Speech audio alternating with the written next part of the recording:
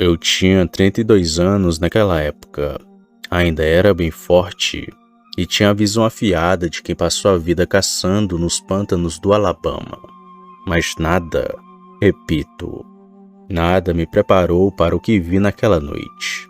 De outono de 1978 até hoje, com 77 anos, eu acordo suado e bastante assustado, lembrando daqueles olhos amarelos brilhando no escuro.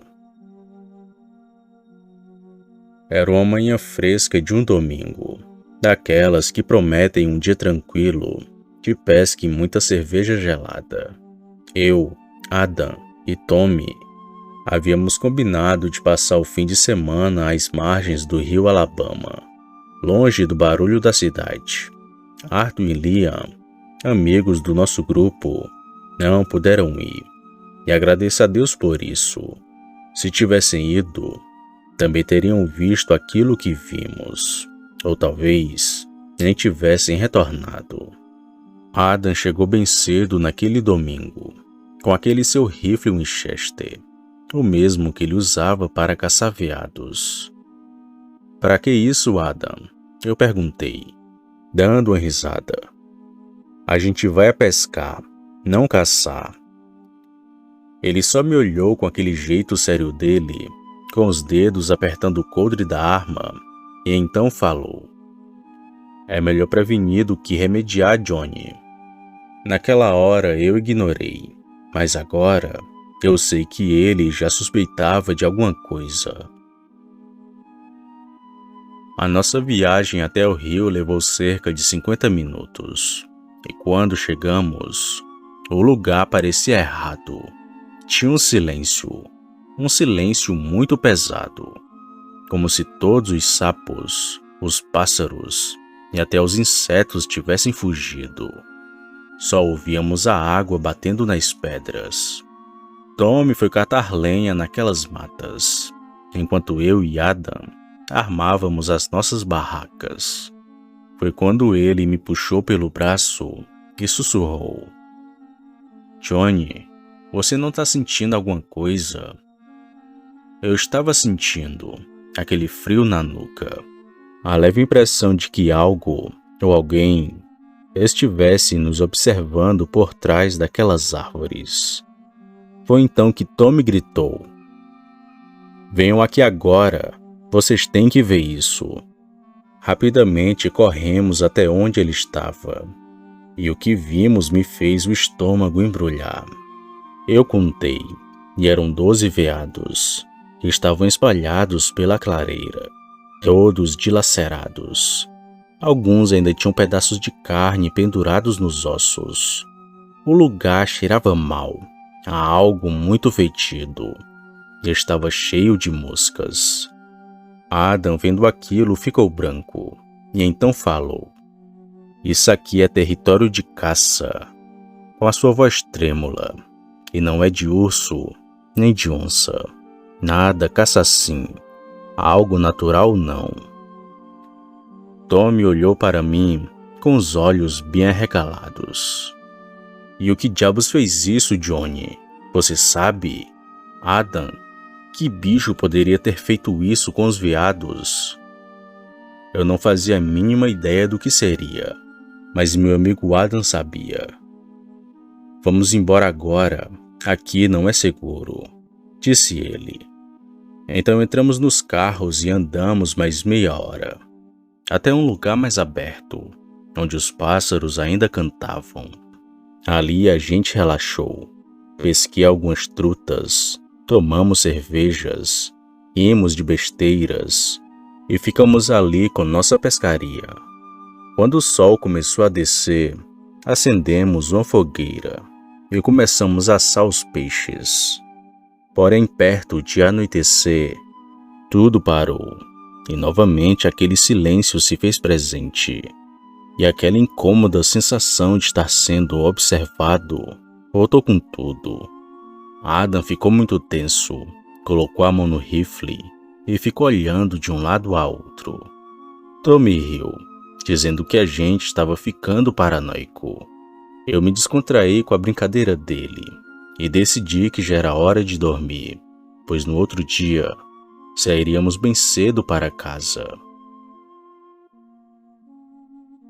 Não me recordo que horas eram, mas quando me deitei na barraca, já estava bem escuro.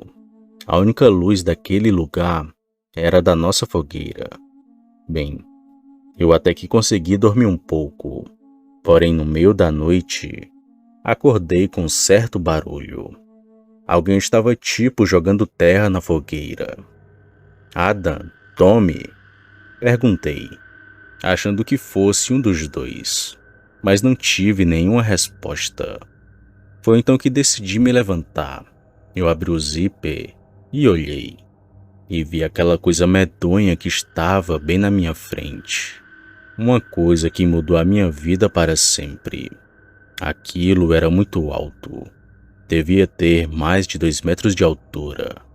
Seus pelos eram escuros, grudados de lama e terra, e o cheiro que aquilo exalava era cheiro de carne podre. Era como se aquilo tivesse acabado de sair de uma cova. Ele estava de costas para mim, e não me viu no começo. Suas garras estavam cavando a terra e jogando em cima das chamas. Ele meio que estava tentando apagar nossa fogueira. Naquele momento eu congelei.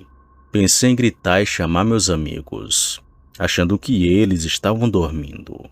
Porém fiquei com medo daquela coisa vir para cima de mim e tentar fazer alguma coisa comigo. Eu já estava perto de gritar. Foi então que escutei aquele tiro. Logo depois do tiro, aquela criatura gritou. Não era som de ser humano, muito menos de um animal comum. Era um rugido muito estranho e assustador, que me fez gelar na mesma hora. Era uma coisa que não era normal. Aquilo então se levantou como um homem e correu para a mata muito rápido. Então Adam saiu da sua barraca, com um rifle ainda fumegando. É ele, eu tenho certeza, falou Adam, com sua voz muito assustada.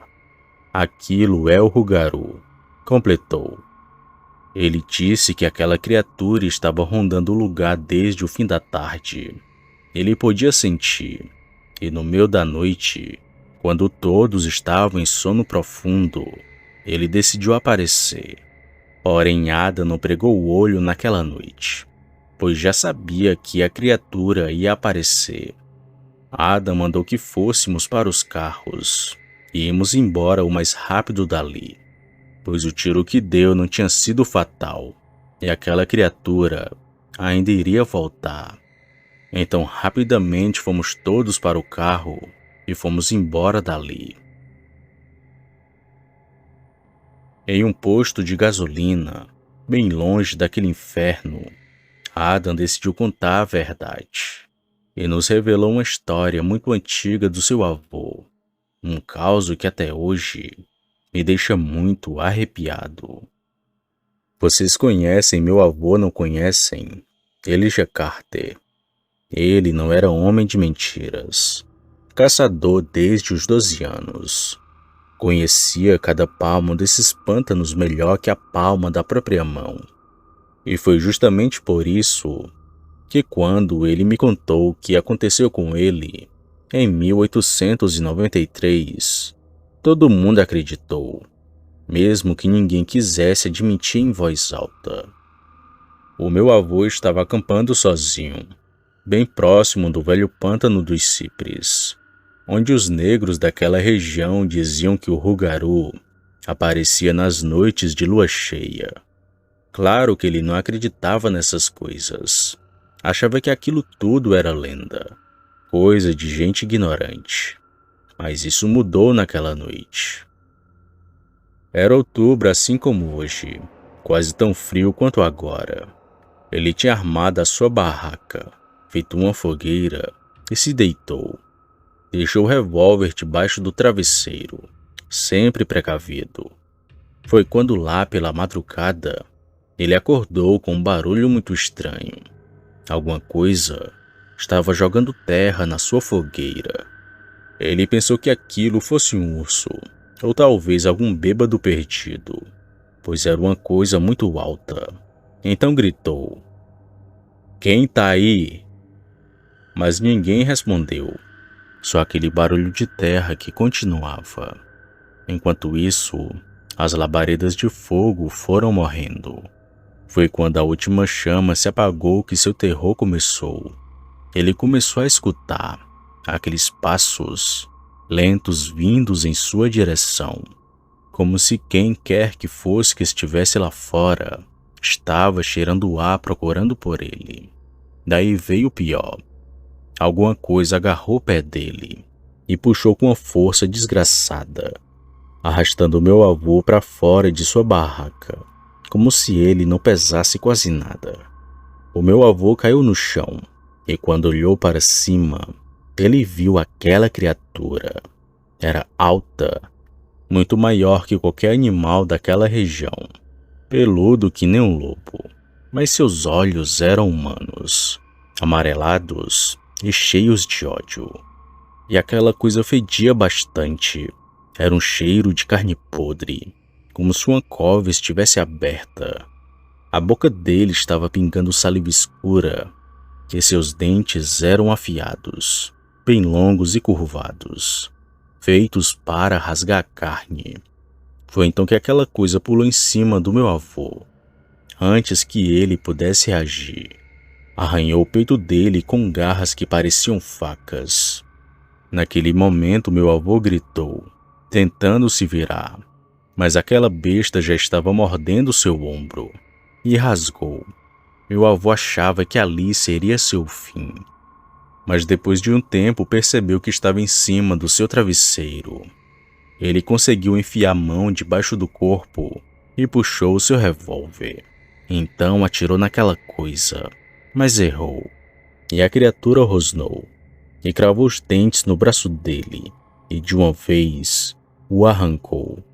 Era como se fosse frango assado. Rasgou músculo, tendão, tirou tudo. O braço dele ficou pendurado por apenas um pedaço de carne. E ali meu avô já estava quase sem forças. Mesmo assim, ele levantou o revólver com a outra mão e atirou novamente. Mas dessa vez acertou a barriga daquela criatura. O Rougarou soltou um urro tão alto que fez os pássaros voarem das árvores a quilômetros.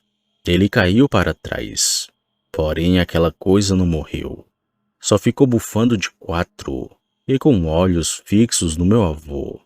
E então riu, um som rouco com a garganta arranhada. Aquele sorriso macabro, vindo diretamente do inferno, como se soubesse que ele não ia sobreviver. Depois daquilo, a criatura fugiu e sumiu no breu da noite. Meu avô ficou ali até quase desmaiar. Conseguiu amarrar o que sobrou do braço com o cinto e se arrastou até o cavalo. Cavalgou até a cidade mais próxima, onde um velho médico conseguiu estancar a ferida. Ele sobreviveu, mas nunca foi o mesmo. Seu braço teve que ser retirado. Antes de morrer, ele me contou tudo isso. Disse que o Rougarou não é algo natural, que é uma maldição. Um demônio que vem dos tempos dos franceses na Louisiana e que ele sempre volta. E hoje, ele voltou para pegar a gente. E se ele voltou uma vez, pode voltar de novo. Ficamos em estado de pânico ouvindo aquela história. Sabíamos das lendas que corriam por aqueles pântanos, mas nem em sonhos imaginávamos que poderiam ser reais. Mas naquela noite a lenda se provou real, e por muito pouco não fomos mais algumas vítimas. Depois de mais calmos, fomos todos para casa. Ainda estávamos assustados com o que vimos naquela noite, mas conseguimos chegar sãos e salvos. Hoje, com 77 anos, penso no meu amigo Adam, que hoje já não está mais vivo, e lembro do que vivemos aquela noite. Tommy, que não presenciou nada daquilo, Lembra apenas dos gritos daquela coisa sinistra. Eu nunca mais pesquei por aquela região, e muito menos saí para caçar. Mesmo armado, e sendo um exímio caçador, talvez não desse conta de uma criatura daquelas. Às vezes, quando o vento para e os pássaros se calam e vem aquele silêncio mortal, eu olho para o pântano e então me faço a seguinte pergunta: será que aquilo ainda está por aí?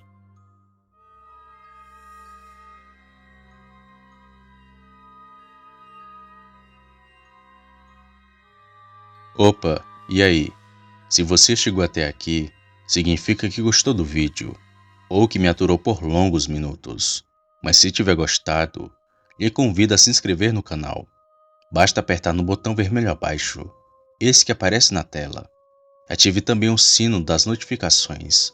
Fazendo isso, você sempre será avisado quando sair vídeo novo, já que postamos diariamente. Deixe o like para fortalecer o canal e compartilhe o vídeo para que outras pessoas vejam e assistam.